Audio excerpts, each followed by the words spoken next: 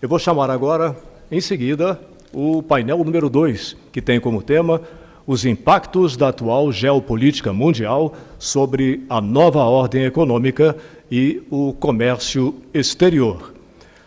Como painelista, eu chamo o ex-embaixador do Brasil nos Estados Unidos e Europa e presidente do Instituto de Relações Internacionais e Comércio Exterior, Rubens Barbosa. Convido também Luiz Augusto de Castro Neves, ex-embaixador do Brasil na China e presidente do Conselho Empresarial Brasil-China. E como moderador vai atuar Paulo Ferracioli, que é professor da FGV e membro do Conselho de Administração da AEB.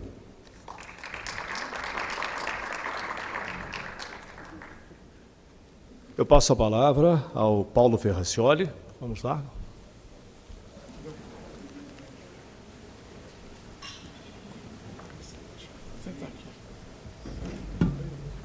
Alô, alô, alô.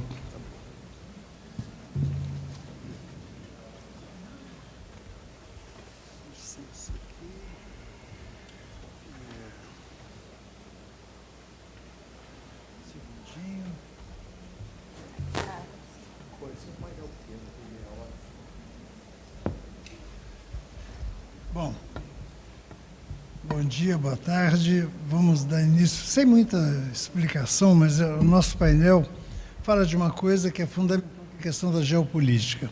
A geopolítica foi, na década de 90, quando eu já era professor, era uma coisa assim que as pessoas nem citavam. Geopolítica, alguém que citasse geopolítica parecia ser uma pessoa atrasada. Mas era óbvio que as pessoas imaginavam que geopolítica seria esquecida, estavam completamente enganados. Hoje em dia, a geopolítica voltou totalmente.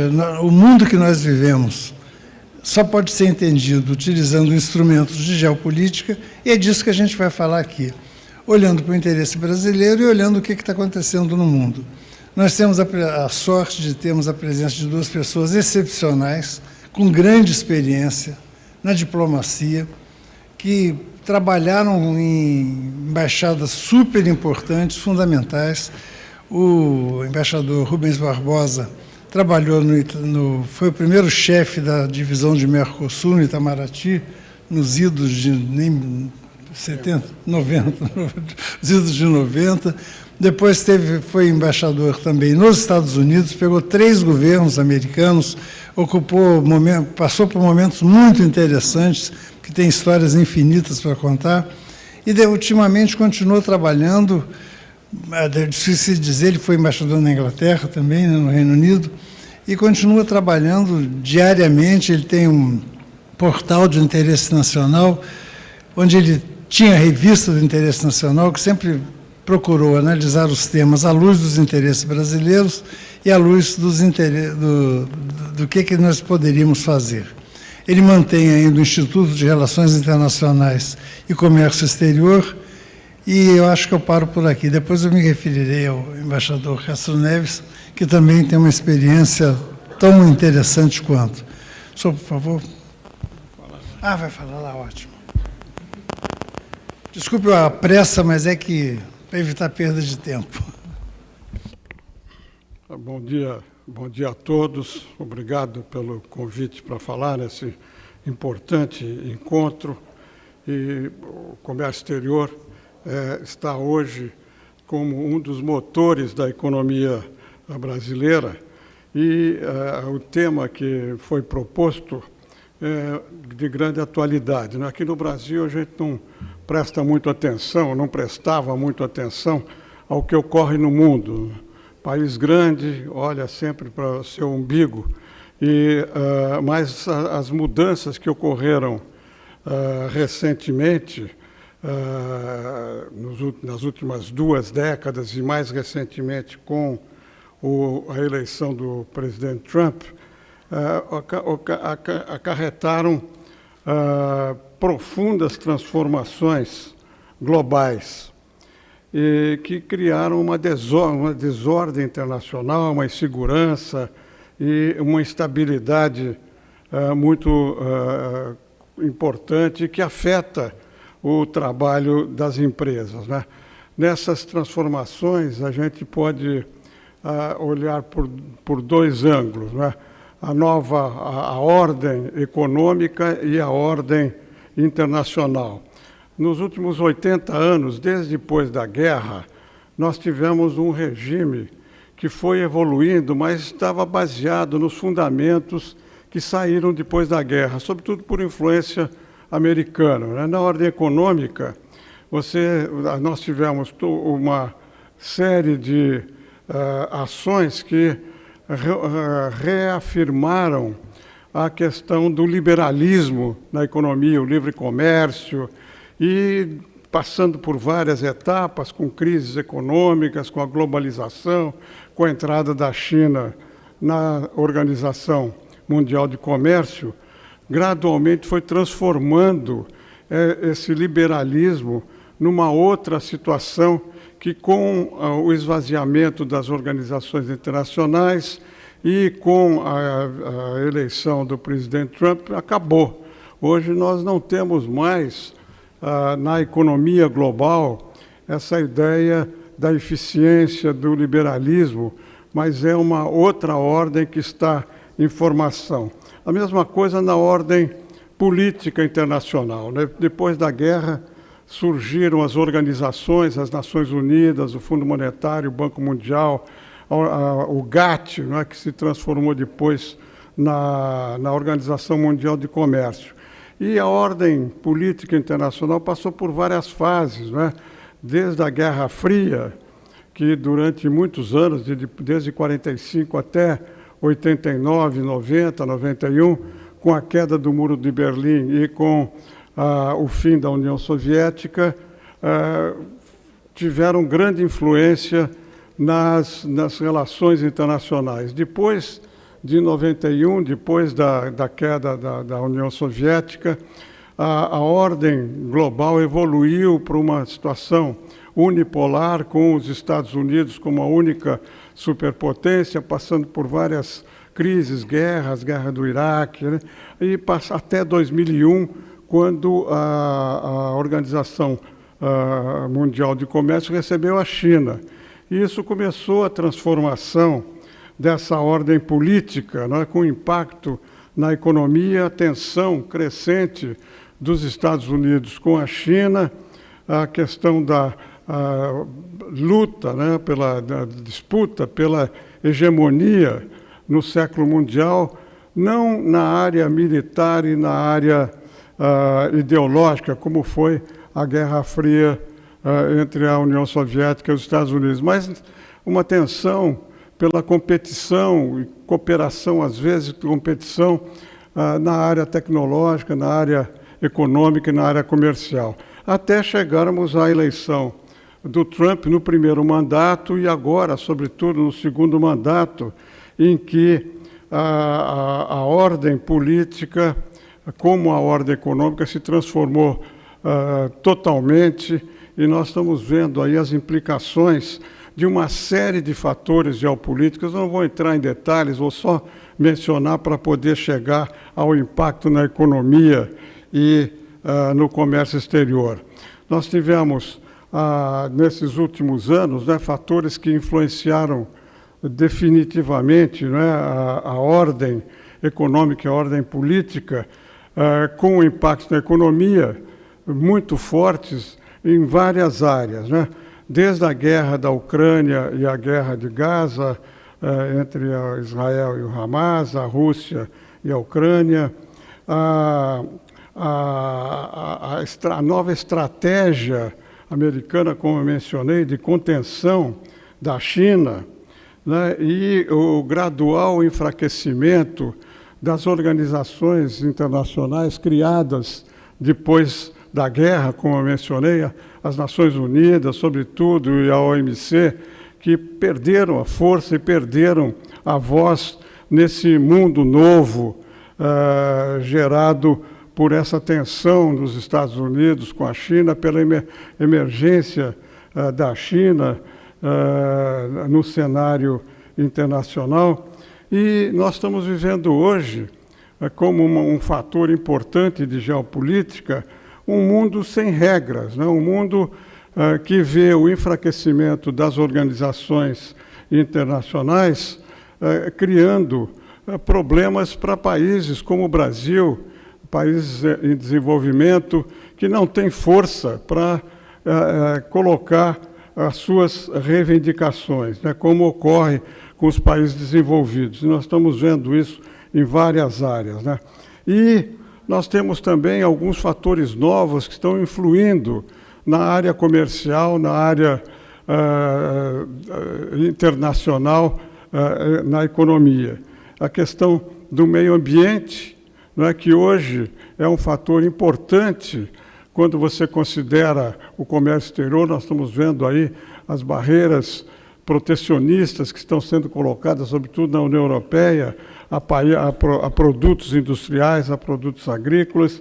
Nós estamos vendo, sobretudo, na minha opinião, um dos fatores mais importantes que nós estamos acompanhando hoje é a questão da tecnologia, a emergência da tecnologia como um fator fundamental, a inteligência artificial, que está mudando as regras de tudo, inclusive da parte militar. E agora, nesses últimos dias, nós estamos vendo um novo fator que pode complicar ainda mais o cenário internacional, que é a questão da nova corrida nuclear. Esses fatores todos acarretam um impacto muito forte na economia, né? Nós estamos vendo o uso da força substituindo as negociações para a obtenção de objetivos políticos, de fins políticos, né? Estamos vendo como impacto na economia do tarifaço americano, de medidas que estão sendo tomadas para aumentar os gastos em defesa. Nós estamos vendo um impacto na economia, tanto no crescimento quanto na inflação. Segundo relatos do Fundo Monetário, até menos do que a gente estava esperando. As informações que saem dos relatórios do Fundo Monetário, do Banco Mundial, mostram que há ainda um crescimento da economia menor do que os anos anteriores, mas ainda há um crescimento e a inflação ainda não chegou, né, na ponta das atividades econômicas. E você tem problemas que afetam o comércio exterior e a economia por causa dessas guerras, só mencionando o transporte marítimo pelo Canal de Suez, né, pelo Mar Vermelho, com os ataques aos navios que passam por lá e a mudança de rota do comércio que passava pelo Mar Vermelho. E também agora começa uma disputa geopolítica pelo controle das rotas pelo Ártico, né, no hemisfério norte. E nós temos também como impactos importantes na economia as medidas em relação à imigração, à ajuda humanitária, ao financiamento do desenvolvimento. Tudo isso afeta tremendamente a economia, não só dos países desenvolvidos, mas também dos países em desenvolvimento. Quanto aos impactos sobre o comércio exterior, nós estamos com uma situação totalmente nova. Quer dizer, como eu disse, o sistema econômico era baseado em regras, né, estabelecidas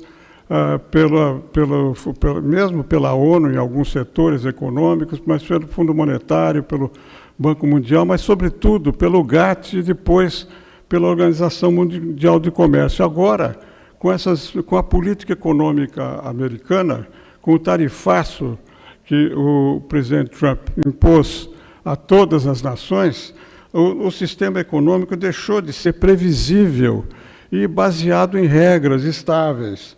E nós estamos sem a possibilidade de recurso, não é, dos países afetados. Tudo isso que foi feito pelos Estados Unidos, se houvesse uma Organização Mundial de Comércio forte, teria que ser submetido a ela para exame e decisão. Alguns países fizeram isso, a China fez, o Brasil fez, submeteu à OMC a questão da validade, da legalidade dessas medidas, mas não tem nenhum efeito, porque a OMC está esvaziada, enfraquecido, e mesmo o mecanismo de solução de controvérsias que foi colocado de maneira ad hoc por um número pequeno de países, o Brasil inclusive está, a União Europeia, mas isso com a ausência dos Estados Unidos não tem valor, porque é os Estados Unidos que impuseram essas medidas. Então, nós estamos hoje, como eu gosto de dizer, nós estamos hoje no meio de no comércio internacional, com a lei da selva, quer dizer, cada país faz aquilo que acha que é mais interessante para os seus interesses. E nós temos o acordo mais importante que está sendo negociado, e os senhores sabem também que essas negociações dos Estados Unidos, com cada um dos países, ela tem uma peculiaridade única, que é bilateral e não é público, não é discutido publicamente. Então, isso desmoraliza totalmente a cláusula da nação mais favorecida no âmbito da OMC e gera problemas muito fortes, porque você negocia bilateralmente sem saber o que o outro está recebendo. Um exemplo concreto está nos jornais de hoje. O presidente Trump disse que vai isentar o café, tarifas do café. Mas a gente não sabe o que ele vai isentar, quanto ele vai isentar, e se é igual para todos. A gente não vai saber, e o Brasil é um dos países interessados. Então, esse acordo mais importante na negociação dos Estados Unidos hoje, na área comercial, com a China, está para ser anunciado a qualquer momento. Algumas medidas foram adiadas por um ano e os Estados Unidos negociaram a troca, pensando na redução do desequilíbrio da balança de comércio, negociaram a suspensão das restrições relacionadas com as terras raras, em troca de compra de produtos agrícolas americanos. Então, os Estados Unidos se beneficiam do comércio não restritivo nas terras raras e a China se obriga a comprar produtos agrícolas, sobretudo soja, do mercado americano. E isso, evidentemente, vai ter impacto sobre outros países, sobretudo sobre o Brasil. E nós estamos vendo, por causa dessas medidas restritivas, uma revolução na globalização que está acontecendo, mas com muitos ajustes, né? Primeiro, a questão das cadeias produtivas, que estão sendo reorientadas, estão sendo mudadas. As cadeias produtivas foram um dos problemas, uma das consequências da globalização. E estava funcionando até a pandemia, quando se viu que o mundo inteiro estava dependendo, em alguns setores, totalmente da China. E começou a haver essa mudança nas cadeias produtivas, descentralizando da China. E nesses tarifácios que o Trump colocou, está também criando grandes problemas para os países produtores e exportadores de automóveis. A gente sabe que a filosofia que por trás dessas tarifas elevadas que o Trump colocou, além do aspecto geopolítico, é parte de uma estratégia americana de contenção da China, há também a declarada disposição americana de proteger o mercado interno da concorrência em certos setores e atrair investimentos para o território americano. Essa questão automotriz é das mais afetadas, porque o mercado americano dependia muito do mercado europeu, sobretudo, e da Ásia, né, do Japão, da Coreia, da Europa. E com as taxações que foram colocadas, certamente vai haver um efeito muito grande sobre isso. E agora, nós estamos vendo também um impacto geopolítico muito forte num produto que até agora não era considerado estratégico, que são os minérios, sobretudo terras raras, o nióbio, o lítio, que são usados, passaram a ser usados para produtos de alta tecnologia. E isso está criando grandes problemas também, como eu mencionei em relação à China e aos Estados Unidos, e também na produção de certos produtos que afetam todo mundo. No caso do Brasil, a questão dos chips, né, que para a indústria automotriz e para outros setores. Então, nós estamos hoje, o Brasil, eu acho, para concluir, o Brasil, eu acho que está vulnerável. Eu acho que essa crise chegou de surpresa, pegou de surpresa o governo brasileiro. Na minha visão, a reação do governo brasileiro foi lenta e nós estamos vendo as empresas brasileiras, tanto do agro quanto as industriais, afetadas por esse tarifaço de 50%. O Brasil e a Índia são os dois países com as tarifas mais altas do mundo. E nós não tivemos uma ação política para estabelecer um contato rápido com a Casa Branca, com o Departamento de Estado, para tentar negociar essas tarifas. E agora, além do problema dos Estados Unidos, nós vamos ter uma oportunidade grande. Eu acho que até fim de dezembro nós vamos ter a assinatura do acordo do Mercosul com a União Europeia. Esse acordo, eu acho que vai sair mais por questões geopolíticas do que por questões comerciais. Inclusive, nós estávamos discutindo aqui no primeiro painel um aspecto muito importante. Se a gente considerar, e com isso eu concluo aqui a minha exposição, se a gente considerar que se esse acordo Mercosul-União Europeia for assinado efetivamente, como eu acredito que vai ser agora em dezembro, 90% dos produtos da União Europeia vão estar disponíveis para as exportações brasileiras no primeiro ano. A cesta de liberação dos produtos europeus representa 90% dos produtos que a União Europeia importa.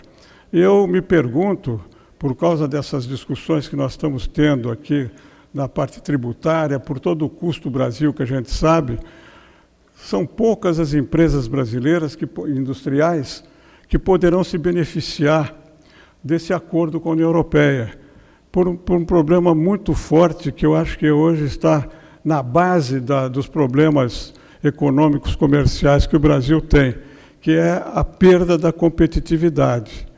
Nós estamos vimos as estatísticas aí, o Brasil não exporta 1%, no número de 24 que foi mostrado aí, exporta 0,61% do mercado global. E aqui para a região, o Brasil não tem, as empresas brasileiras não têm competitividade, além de não terem produtividade, que é outro fator muito importante. E que na área de comércio exterior, o problema principal, e o exemplo que nós discutimos aqui de manhã é muito importante, porque é o principal problema, na minha visão, dessa perda da competitividade, a questão tributária. Nós temos, os problemas estão aqui dentro do Brasil, não estão lá fora. Os problemas que nós enfrentamos, que a indústria brasileira enfrenta para conquistar o mercado externo, estão aqui no Brasil, depende do Brasil.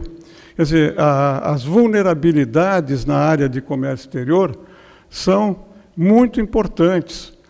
Se a gente pensar a falta de visão estratégica, a falta de uma visão de médio e longo prazo, que tem caracterizado as ações dos sucessivos governos brasileiros até hoje, nós vamos ver que nós estamos hoje com um comércio de exportação de 50% para a Ásia, e nós não temos uma porta para o Pacífico.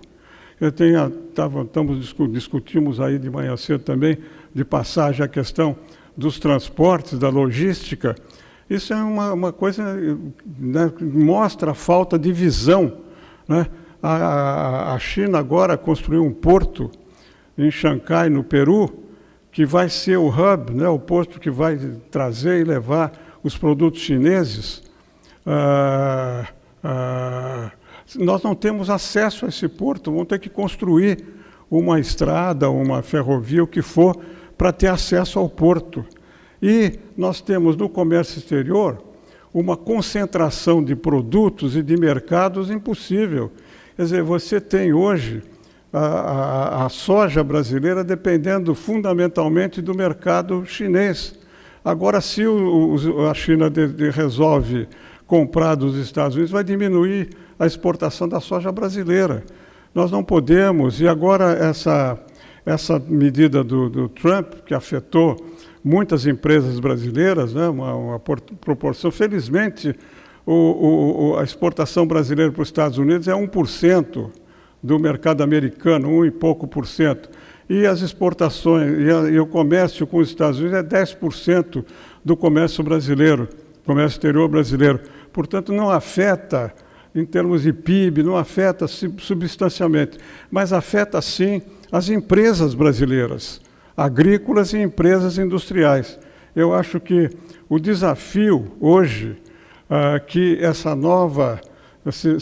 novo cenário internacional, tanto na área econômica como na área política, o desafio que ele coloca para o Brasil é um desafio que a gente vai ter que enfrentar agora na eleição no ano que vem, de ter um novo governo que se preocupe com uma visão de médio e longo prazo, com visões estratégicas, e consigam, na área que estamos discutindo aqui, na área do comércio exterior, uma situação que melhore essas vulnerabilidades todas. Não entrei em outros detalhes, mas essas vulnerabilidades na parte logística, na parte interna aqui do custo Brasil, vão ser fundamentais para que a gente possa projetar nos próximos anos uma situação mais confortável, menos vulnerável para o comércio exterior brasileiro. Muito obrigado.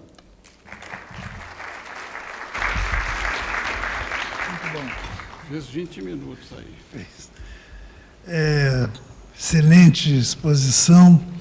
O que eu estava imaginando aqui, eu estava reparando nas pessoas, todas olhando assim, pensar o comércio exterior, pensar as estratégias do Brasil, exige hoje dar uma volta ao mundo que vai do Ártico à Argentina, sei lá, ao mundo inteiro, e foi o que a gente fez, que a gente pôde ouvir nessa exposição. Obrigado, embaixador, foi muito bom, agradecido. Agora nós vamos ouvir o embaixador Luiz Augusto de Castro Neves, que tem uma carreira também que já passou pelas Américas, já esteve próximo do Brasil. Eu conheci ele embaixador do Brasil no Paraguai, o que para muitas pessoas pode não dizer muita coisa, mas é extremamente complexo você ser embaixador do Brasil no Paraguai, não é uma coisa para qualquer um. Posteriormente ele foi diretor da divisão das Américas, mas a parte mais interessante para a nossa reflexão é a experiência que ele passou a ter posteriormente, quando ele foi embaixador do Brasil na China e embaixador do Brasil no Japão. Quer dizer, uma pessoa extremamente qualificada no que diz respeito à Ásia. E voltou para o Brasil, assim como o embaixador Rubens Barbosa não abandonou os trabalhos, chegou a ser presidente do SEBRE e atualmente ele é presidente do Conselho Empresarial Brasil-China, que tem trabalhos muito interessantes, assim como o embaixador publica, o embaixador Rubens Barbosa publica a revista do Interesse Nacional, que quem nunca entrou, eu acho que vale a pena, tá toda, é um site hoje em dia, né? Muito bom. Nós temos aqui o que vem, que nós recebemos anualmente, muitos estudos do Conselho Empresarial Brasil-China, mas aquele estudo anual sobre os investimentos da China no Brasil. É um espetáculo, é uma referência. Eu acho que quem nunca leu, pega a última, acabou de sair uma versão, né, faz uns 2 meses, é espetacular, vale a pena. Embaixador, por favor, o senhor tem a palavra. Obrigado.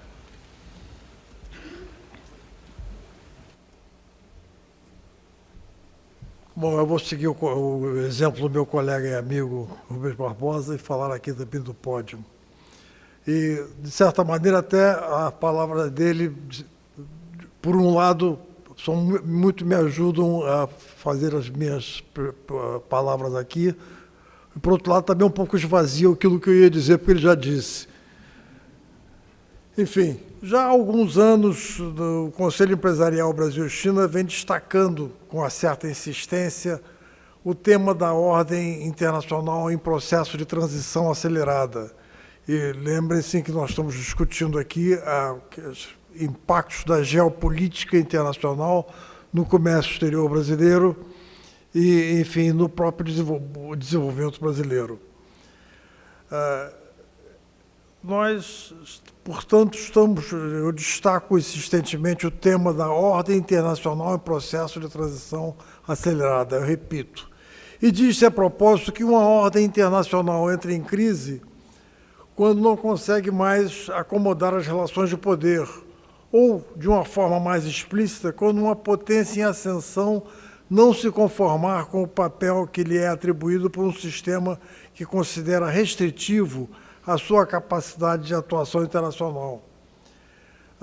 Enfim, nós já tivemos várias ordens internacionais onde a prevalência era de um grande polo de poder. No século XIX, por exemplo, foi a ordem internacional que acabou sendo conhecida um pouco como Pax Britânica, enfim, cópia da Pax Romana em tempos mais remotos. No século XX, com o passar das 2 guerras mundiais, a partir de 1945, emergiu uma nova ordem internacional sob a liderança dos Estados Unidos da América. Evidentemente, o fato mais importante dessa nova ordem internacional foi a chamada Guerra Fria, onde 2 grandes polos de poder se formaram: os Estados Unidos, de um lado, à frente do chamado mundo ocidental capitalista, e a União Soviética, de outro lado, enfim, com seus países satélites do leste europeu e com a parte de alguns países asiáticos. Bom, na verdade, o que aconteceu, o que é que nós temos hoje em dia, é que as referências que caracterizaram a Guerra Fria e a ordem internacional do pós-guerra desapareceram. E levou, como já o Rubens apontou muito apropriadamente, ao enfraquecimento da arquitetura de governança internacional. Ele citou como exemplo o enfraquecimento da Organização Mundial do Comércio. Bom, as referências da ordem internacional do pós-guerra desapareceram. E eu colocaria 2 aspectos, um deles mais simbólico, o outro mais real, que caracterizam esse fim da ordem internacional pós-guerra, fim porque perdeu suas referências. A primeira dessas referências é uma referência simbólica, que foi o atentado contra as Torres Gêmeas em Nova York em 9 de setembro de 2001, chamado 9/11. Na verdade, é uma questão simbólica, foi um atentado localizado, mas, na verdade, ele explicitou os limites de poder da potência hegemônica, bem como as vulnerabilidades dessa mesma potência hegemônica. A outra referência importante que caracteriza esse processo de transição que nós estamos vivendo foi a emergência da China, que por mais de quase 4 décadas teve a sua economia crescendo a 2 dígitos por ano e que hoje em dia é uma superpotência de primeira grandeza, é um polo de poder importante e que, como nós estamos vendo aí, está sendo negociado entre ambos os polos de poder, os Estados Unidos de um lado, a China de outro. E isso coloca outra coisa que é importante, que é, enfim, como o Brasil deve reorganizar os seus vetores de política externa, na medida em que nós temos uma ordem internacional em transição, e a nova ordem internacional ainda não vemos com clareza quais são os seus contornos. Digamos que, na verdade, nós vemos que, no caso dos Estados Unidos, a eleição do presidente Trump enquadra-se com clareza na percepção que uma nova ordem internacional tem que ser colocada em xeque, e teve como, digamos assim, como lema a chamada MAGA, Make America Great Again. Curiosamente, a mensagem implícita da MAGA, Make America Great Again, é uma mensagem implícita precisamente que a América, leia os Estados Unidos, já foi mais poderosa no passado. Então, o propósito do governo norte-americano, ou da condução da política norte-americana, é no sentido de que ela tem que voltar a ser grande como no passado. Só que a ordem internacional que está acontecendo por agora é radicalmente diferente daquela que predominou durante a Segunda Guerra Mundial. Depois da Segunda Guerra Mundial, a ordem internacional que nós vivemos, décadas de 40, 50 até o limiar do século XXI, era uma ordem caracterizada por um jogo de soma zero. Havia um enfrentamento estratégico entre os Estados Unidos, o seu grupo de um lado, e a União Soviética, o seu bloco de outro. E que os ganhos de uma parte correspondiam a perdas da outra parte. E assim tivemos, digamos assim, a queda do leste europeu para o lado, digamos assim, da União Soviética. Tivemos a crise dos foguetes em Cuba, que foi uma prevalência do lado ocidental, uma perda de face da União Soviética. Quando os soviéticos lançaram, em 1956, o satélite Sputnik, isso foi visto como uma grande vitória soviética em relação aos Estados Unidos na corrida espacial. Posteriormente, anos mais tarde, em 69, quando os astronautas americanos chegaram à Lua, a soma zero se colocou novamente, enfim, dessa vez em favor dos Estados Unidos. Hoje em dia, nós temos claro, enfrentamento também seria uma palavra mais forte, mas uma clara oposição, uma clara disputa de lideranças entre os Estados Unidos de um lado e a China do outro. Mas não se trata de um jogo de soma zero. Na verdade, Estados Unidos e China têm uma profundidade de cooperação nos campos econômicos, comercial e tecnológico muito grandes. Quem anda por uma rua de uma cidade grande da China parece que está andando em Chicago ou em Nova York, porque o número de empresas americanas estabelecidas na China, eu citaria a Apple, por exemplo, enfim, citaria grandes empresas de alta tecnologia chinesa, e faz com que, hoje em dia, embora haja uma disputa implícita, em alguns casos mais explícita do que implícita, entre Estados Unidos e China, na verdade, eles têm um âmbito de cooperação muito grande. Tanto é verdade que, recentemente, as negociações bilaterais, como o Rubens chamou a atenção, entre o governo americano, presidente Trump, e o governo chinês, presidente Xi Jinping, demonstraram claramente de que, enfim, o entendimento entre as duas superpotências é um fator importante para a estabilidade, a paz e a segurança do mundo, que, por sua vez, é essencial para levar a bom termo o reforço, o desenvolvimento desses países, digamos assim, que já são superpotências. E isso é algo fundamental. E a paz e a segurança internacional é um fator essencial em cada uma das duas potências.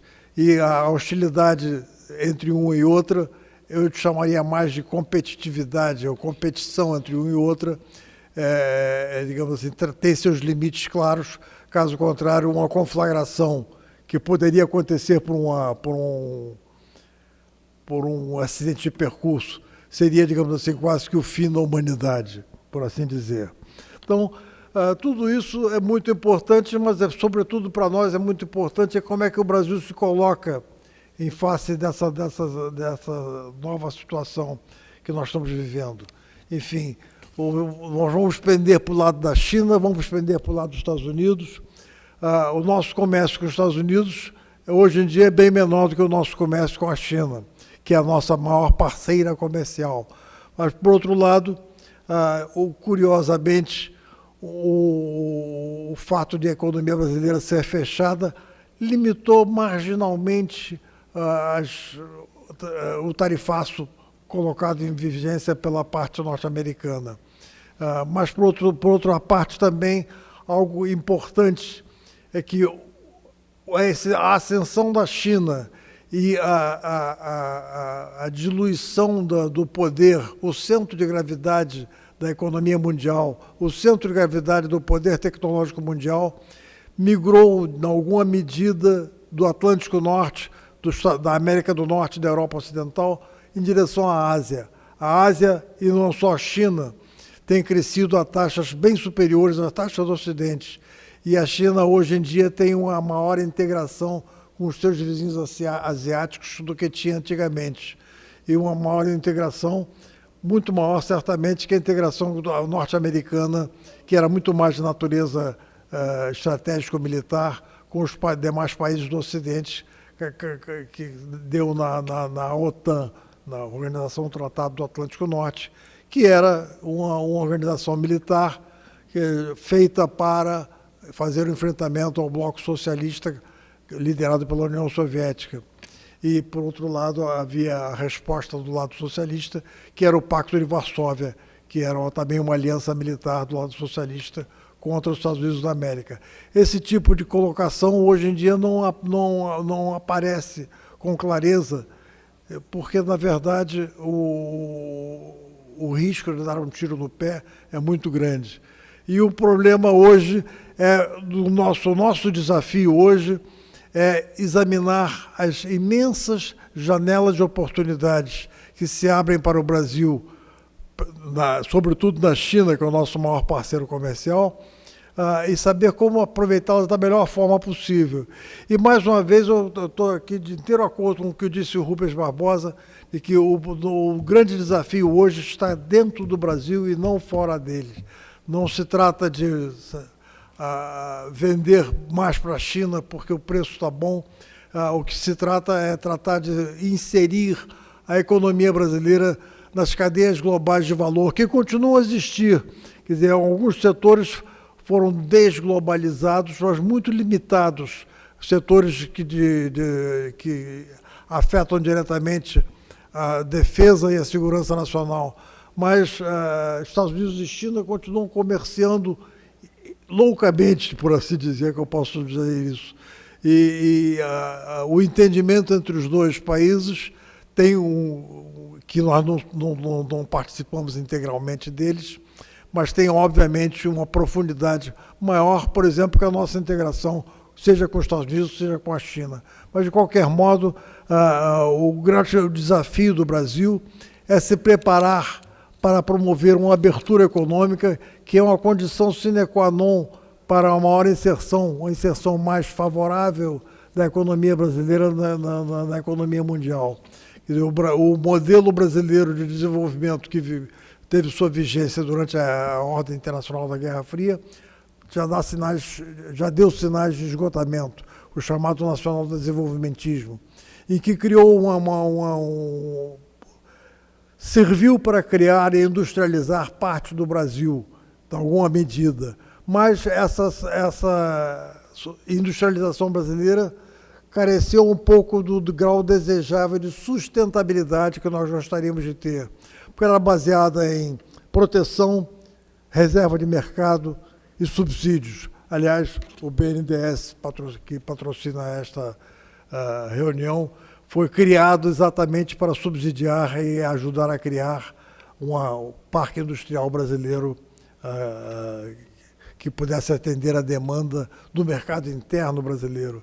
Então, hoje, a indústria brasileira é criada num modelo nacional desenvolvimentista, funcionou durante vários anos, mas o esgotamento se produziu rapidamente na medida em que veio a globalização, e a globalização trouxe consigo a internacionalização dos processos produtivos. Ou seja, como o desafio que nós temos hoje é como nos integrar da melhor maneira possível nas cadeias produtivas internacionais. E esse é o grande desafio que leva necessariamente ao desafio da competitividade e ao desafio de promover a abertura da economia brasileira, que ainda é muito fechada. Então, feitos esses comentários um tanto quanto desorganizados, eu estou à disposição para quaisquer outras perguntas que venham, comentários que venham fazer. Mas, de qualquer maneira, eu reitero aqui as palavras do Rubens, que o grande desafio é interno, é aqui no Brasil, é de promover as reformas, como nós vimos no painel anterior, promover as reformas necessárias para dar à economia brasileira condições de se integrar da melhor maneira possível nas cadeias globais de valor. E muito obrigado a todos pela atenção. Muito bom, muito bom. Antes de pegar uma ou duas perguntas da plateia, eu queria até aproveitar a oportunidade que foi citada pelo embaixador Castro Neves, que é essa coisa das empresas americanas na China. E, coincidentemente, acaba de sair, não, há 5 meses, saiu um livro espetacular que se chama Apple in China, que eu diria que é uma leitura fundamental para quem quiser entender como se passa a relação das empresas americanas com o governo chinês, que é grande, bastante grande, não nos iludamos. E o outro livro que saiu, não tem um mês ainda, que eu estou na metade dele, que é o Politicizing Business, tornando políticos negócios. Como é que interagem as empresas chinesas com o seu governo? São 2 livros assim, muito interessantes para quem gosta de geopolítica, quem gosta de circular pelo mundo e ver o que isso impacta no Brasil. Bom, eu acho que o mais interessante é pedir para alguém, quem tem uma pergunta queira fazer, por favor. Ótimo, excelente. Bom dia, prazer ouvi-lo novamente, embaixador. Eu acho que a geopolítica hoje muda bastante, né? Quer dizer, há 5 anos atrás, 6 anos atrás, quando se escreveu a respeito do fim da globalização, o início dos acordos bilaterais, se acreditava que geopoliticamente isso não ia acontecer, hoje está acontecendo. A China ocupa um papel fundamental de ascensão, os Estados Unidos busca se manter no poder. Na visão do Rubens, do senhor embaixador,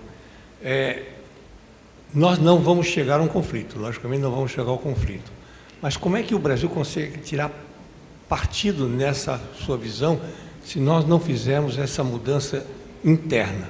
Como é que o Brasil conseguirá sair dessa disputa interna muito colegial, muito infantil e entrar num mundo em que se tem um planejamento de longo prazo em termos estratégicos?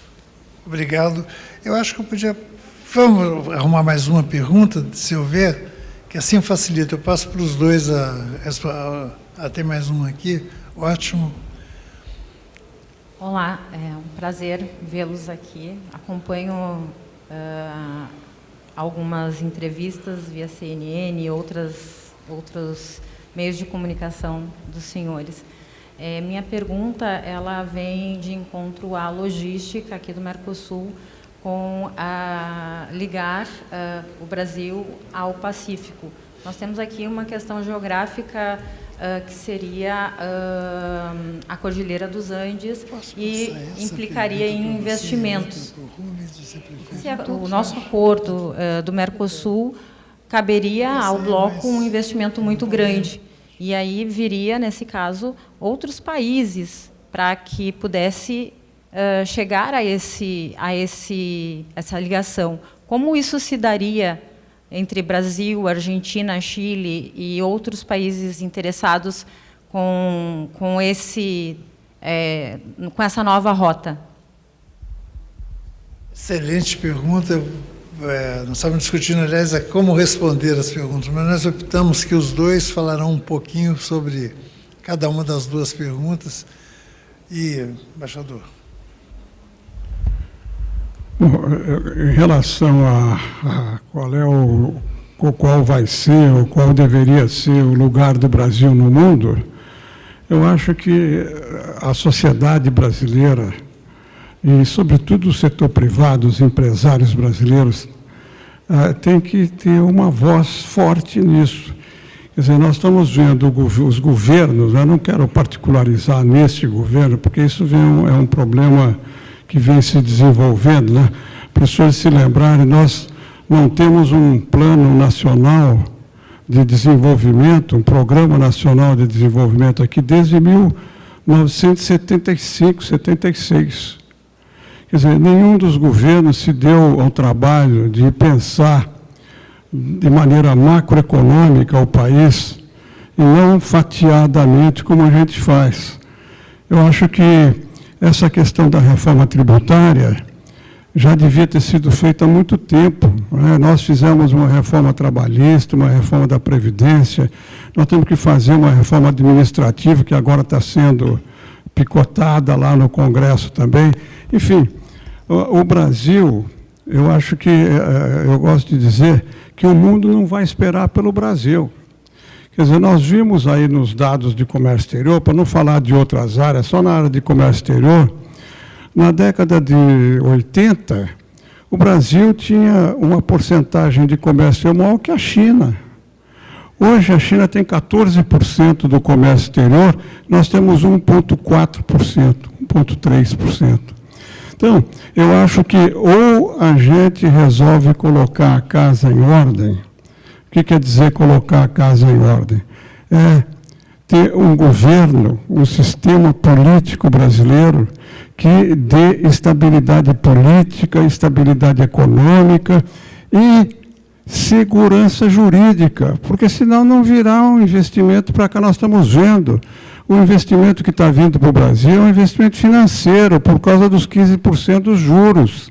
Não é um investimento produtivo. O investimento produtivo que nós temos aqui é reinvestimento das empresas estrangeiras que estão aqui. Não está havendo investimento, pouquíssimo, estou exagerando, né? Há pouquíssimo investimento. Por quê? Porque não tem essas três condições: estabilidade política, estabilidade econômica e segurança jurídica. Então, eu acho que a gente vai ter que, em algum momento, eu acho que o momento é a eleição do ano que vem, de forçar os candidatos não a ficarem atacando um ao outro, que eles pensem no Brasil a médio e longo prazo e que apresentem programas, né, em todas as áreas, na área econômica, na área política, na área social, na área de comércio exterior, na área de meio ambiente. Enfim, não temos tempo para entrar em detalhes. Então, eu acho que essa posição, nós, a sociedade civil e, sobretudo, os empresários, têm que reagir e ter uma posição de cobrança para os candidatos para que apresentem programas de médio e longo prazo, que diminuam a vulnerabilidade que está passando o Brasil. E, rapidamente, em relação à abertura para o Pacífico, eu mencionei aqui, eu acho que esse é um exemplo concreto da falta de visão, da falta de perspectiva, de visão de médio e longo prazo, não só do governo, mas do setor privado também.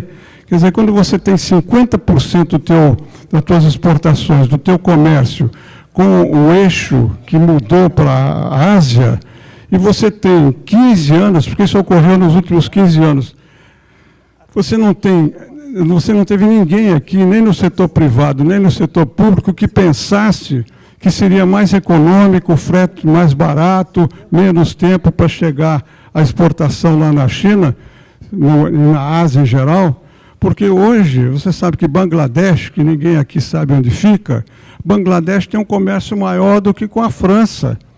O Vietnã, esses países asiáticos, hoje têm um peso para o Brasil importante.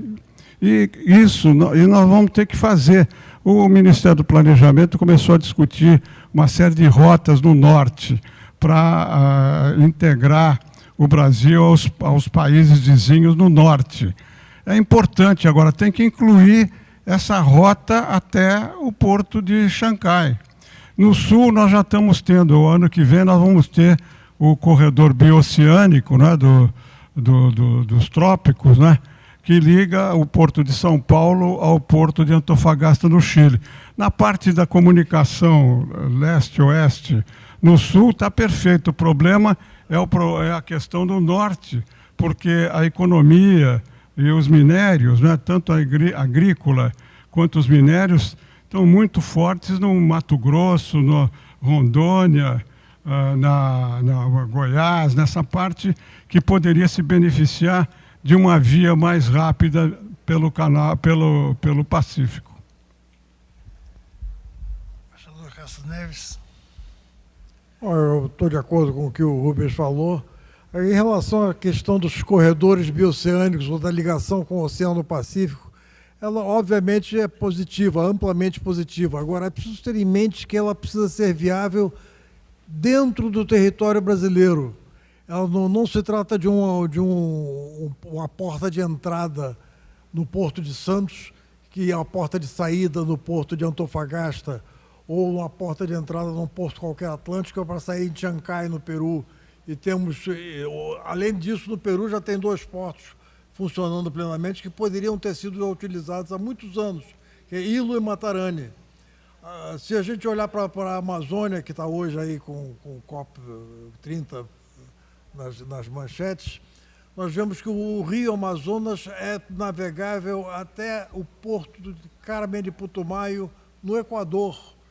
Quer dizer, na verdade, as chances de conexão com o Pacífico já existem há muito tempo.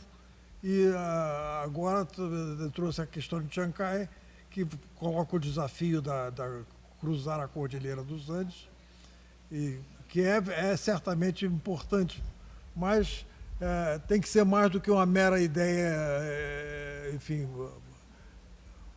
usada, digamos assim, falar. É um discurso sobre os fins, estamos todos de acordo, mas o que está faltando é um discurso sobre os meios. Como é que a gente chega lá? Quando eu fui designado embaixador do Brasil na China, meu colega chinês aqui no Brasil, que tinha acabado de chegar no Brasil, já era a 3ª vez que ele servia no Brasil, o embaixador Chen Duqing, ele me disse 2 coisas importantes. Uma delas dizer, olha, vocês não vendem para a gente, nós é que compramos de vocês. Quer dizer, na verdade, ele estava dizendo que nós éramos mais passivos, eles eram mais ativos.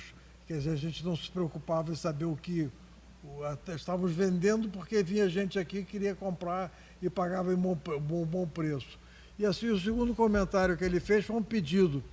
Eu só quero uma coisa de vocês aqui, que vocês me expliquem qual é o ambiente regulatório no Brasil. A única resposta que eu consegui dar, eu falei, olha, Chen, vamos fazer o seguinte, vamos descobrir qual é o ambiente regulatório do Brasil, quem souber primeiro avisa o outro. É um pouco isso, quer dizer, falta da verdade distinguir ou colocar em foco o interesse nacional e fazer com que o Brasil tenha políticas que tenham como propósito o interesse nacional e não se vincular a tal ou qual país, a tal ou qual bloco. O Brasil é um país muito grande, 5º maior extensão territorial do mundo, 5º maior população do mundo também, e, quer dizer, o nosso espaço, digamos, o Brasil não é, eu já vi um ex-chanceler que dizia isso muito, não é um país satelizável. Nós temos, digamos assim, que definir a nossa posição e que promover a nossa abertura econômica, coisa que durante muitos anos era considerado, digamos assim, seria uma face do chamado, entre aspas, entreguismo brasileiro. Hoje em dia, com a globalização, com a internacionalização dos processos produtivos, quem não se consegue se inserir nessa economia internacional está deixando de crescer, está perdendo lugar no concerto das nações. Excelente resposta também. A gente está na hora de encerrar, talvez ainda haja possibilidade de uma pergunta, eu acho que há. Estou vendo várias pessoas aqui que eu tenho vontade de... olha aqui, já apareceu. Muito obrigado. Por favor. Cadê o microfone?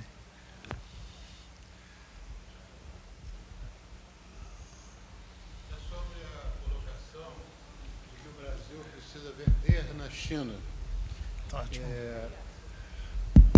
Tá ótimo. Meu nome é Ricardo Faria, eu sou advogado, trabalho nesse ramo há 58 anos. A minha posição é a seguinte: em 1982, o Brasil começou, através de grande companhia brasileira, a abrir escritório em Hong Kong, com a Mauri Porto, seu colega, e depois, inclusive, tive o prazer de montar o computador da embaixada. E depois, em 85, nós também abrimos um escritório em Hong Kong e em 90, um escritório em Beijing. Em 1985, a primeira exportação de soja foi feita pelo nosso escritório, partindo de um frete morto que nós tínhamos em Paranaguá, e mandamos 50 mil toneladas para Hong Kong. Foi um sucesso tão grande que, antes de chegar em Hong Kong, 3, 4 dias antes, já estava tudo vendido. E a diretoria não tinha autorizado. Nós fizemos isso correndo o risco de ser demitido. E, a partir daí, a soja brasileira é esse sucesso no mundo. Mas a primeira exportação foi feita sob a gerência de um funcionário que não sou eu, chamado Giovannoni, Marco Aurélio Giovannoni, em 1985, chefe da subsidiária em Hong Kong da nossa empresa. Só para fazer esse registro que o Brasil, através de várias empresas, atuaram nesse mercado desde 82. E, antes disso, eu não tenho registro. E não foi feito por uma das 4 ou 5 trading companies que trabalhavam em comércio exterior. Foi feito diretamente de uma empresa brasileira, sem trading internacional, tipo Mitsui, tipo Dreyfus, etc. Então, fica só esse registro que eu queria colocar nesse ponto. Obrigado. Importantíssimo registro. Muito obrigado. Eu estou vendo várias pessoas aqui que certamente teriam perguntas maravilhosas para fazer. Até me dá vontade de instigar algumas. Mas nós temos um problema, vai haver uma homenagem aqui agora e nós temos que encerrar nossa reunião agora. Muito obrigado a todo mundo. Muito obrigado, embaixador Castro Neves. Muito obrigado, embaixador Rubens Barbosa. Muito obrigado aos embaixadores Rubens Barbosa e Luiz Augusto de Castro Neves e ao moderador Paulo Ferracioli. Muito obrigado. Bem, nós vamos agora, faremos uma homenagem, né, à Superintendência da 7ª Região Fiscal da Receita Federal. Eu convido ao palco José Augusto de Castro, representando a AEB, representando a Firjan, Márcio Fortes, e a GS Alma, Ricardo Kaiper. O Ronaldo Feltrin vem pela superintendência.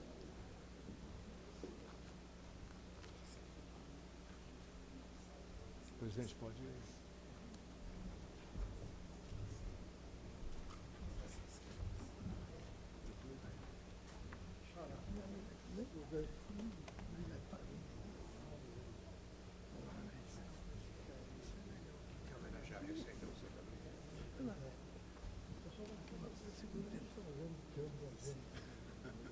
Ricardo, passamos um recado para você. Se fez de morto.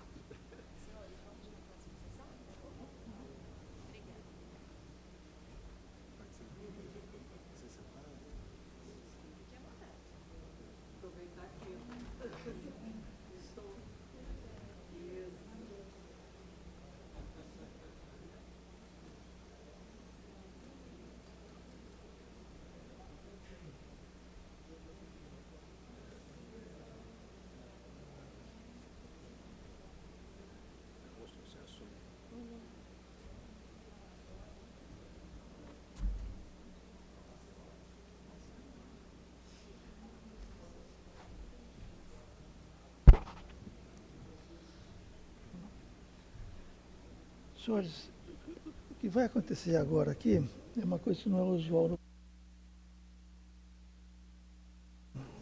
Temos governo, uma série de atividades. E o que nós estamos fazendo aqui, na verdade, é o inverso. Nós estamos elogiando as ações do governo, especificamente da 7ª região fiscal.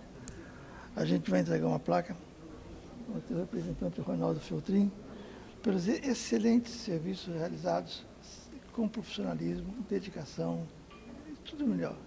Hoje, ao contrário de críticas, hoje nós temos elogio à Receita Federal. Então, nós passamos essa placa que simboliza um agradecimento nosso e um reconhecimento por tudo de bom que foi feito.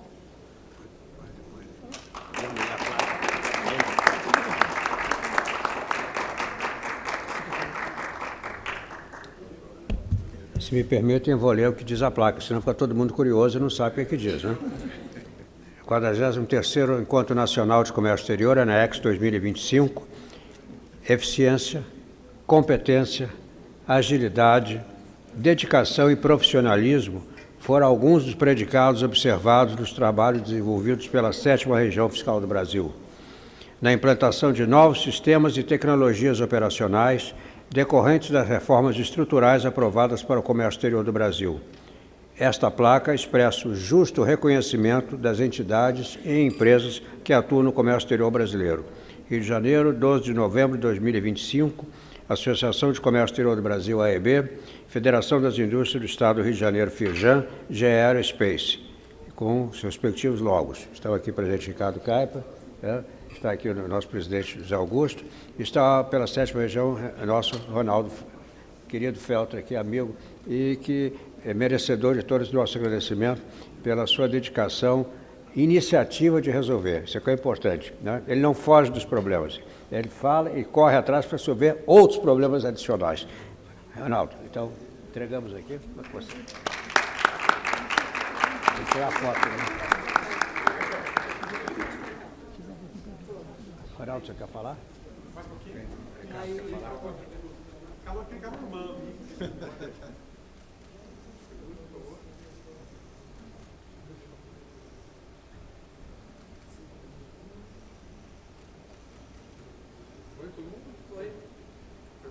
Muito obrigado, pessoal. Obrigado.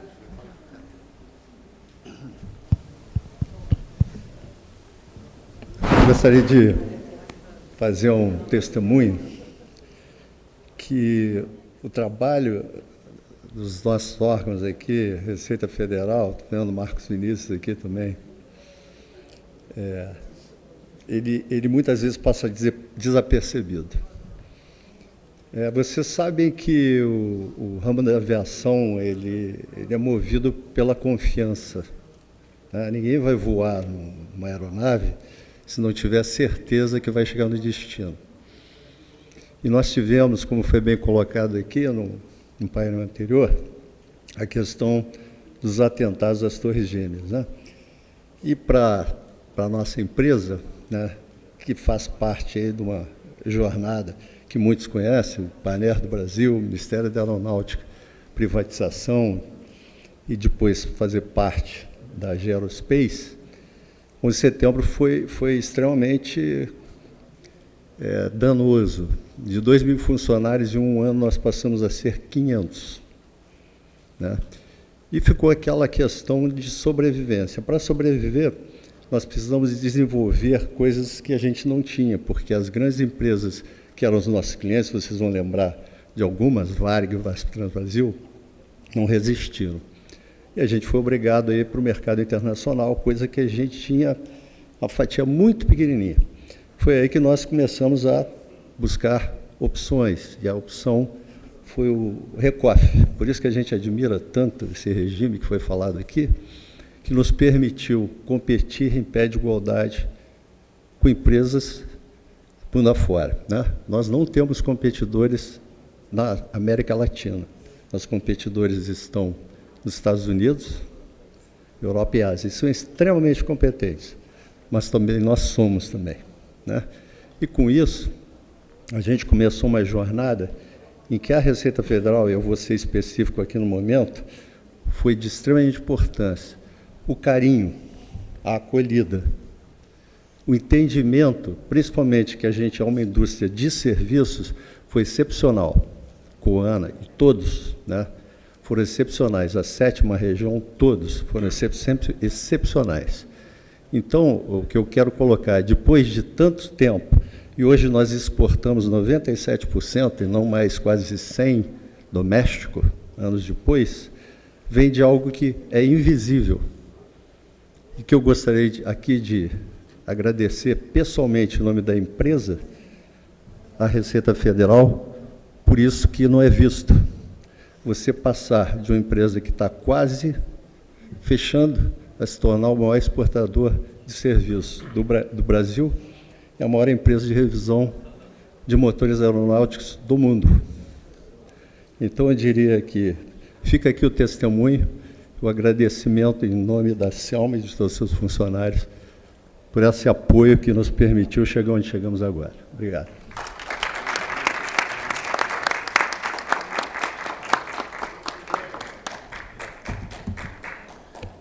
Bom, boa tarde a todos que estão aqui presentes. Doutor Márcio, doutor Zé Augusto, doutor Ricardo, grandes amigos de verdade. Um fraterno agradecimento pelo reconhecimento. É tão paradigmático ver a Receita Federal ser elogiada, um órgão que há 20 anos atrás era criticado, mal falado, éramos os responsáveis por tudo, e começamos a ver o potencial, de fato, de mudança de curso, na medida em que a gente muda também procedimentos. O exemplo da GE Selma, para mim, eu conto em prosa e versa, Ricardo, falo a todas as pessoas, é tão singelo ser mais ágil, rápido, efetivo, seguro, subir a Serra de Teresópolis do que talvez atravessar a rua para um grande hangar ao lado. Tá? Então, isso mostra o compromisso, mostra essa realidade que a Receita Federal tem. Esse reconhecimento ele é extensivo a todos os servidores da 7ª Região Fiscal. A 7ª hoje trabalha em diversas frentes nacionais, grandes projetos, a do INPE, a reforma tributária. Tá? 2 colegas da 7ª de Vitória participaram ativamente no desenho do sistema da reforma tributária, e isso passa por um modelo de verdade paradigmático para o Brasil, de simplificação na atividade. A Receita Federal hoje ela tem 3 grandes pilares: simplificação, facilitação e conformidade. A fiscalização continua. A fiscalização é uma necessidade. Vide exemplos, por exemplo, da Operação Carbono Oculto. Isso continuará.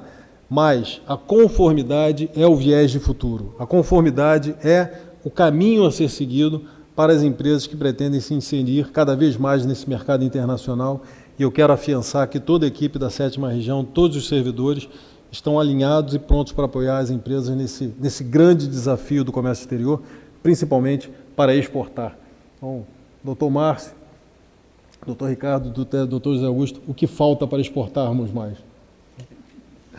Gente, muito obrigado, de verdade, agradecendo em nome de todos os servidores da 7ª Região Fiscal. Muito obrigado.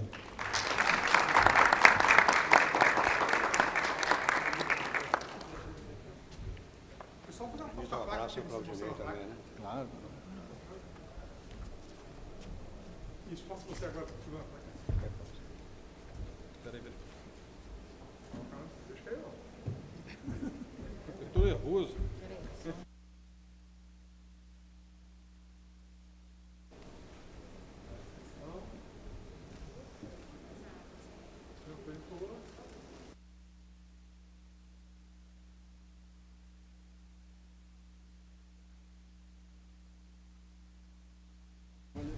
Bem, senhoras e senhores, vamos fazer um rápido intervalo vapt-vupt para almoçar, né? 30 minutos, voltaremos com as atividades da tarde. Até já.